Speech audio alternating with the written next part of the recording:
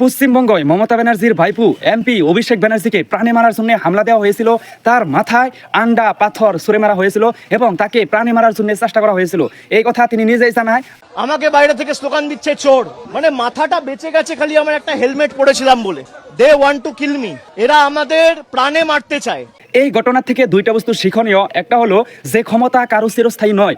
যখনই পশ্চিমবঙ্গ তৃণমূলকে হারিয়ে বিজেপি গাদিতে বসে, তারপরে কিন্তু এই ধরনের পরিবেশের সৃষ্টি হয়।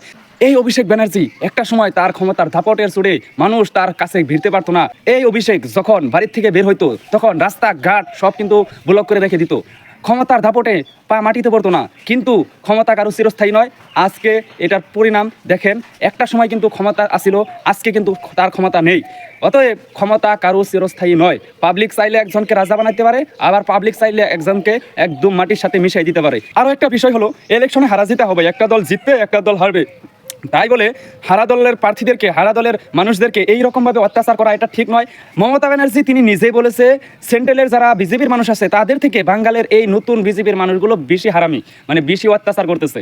এটা কিন্তু ঠিক নয়। কারণ হারাজিতা হবে একজন হাইরেছে বলে তাদেরকে যে অত্যাচার করতে হবে এটা কোনো নিয়মের বাইরে, এটা কোনো সংবিধানের কিন্তু নিয়ম নয় যে একজন হারেছে বলে তাদেরকে অপমান করতে হবে, তাদেরকে অসম্মানী করতে হবে, তাদেরকে মারার জন্য হামলা দিতে হবে। এটা কিন্তু ঠিক নয়।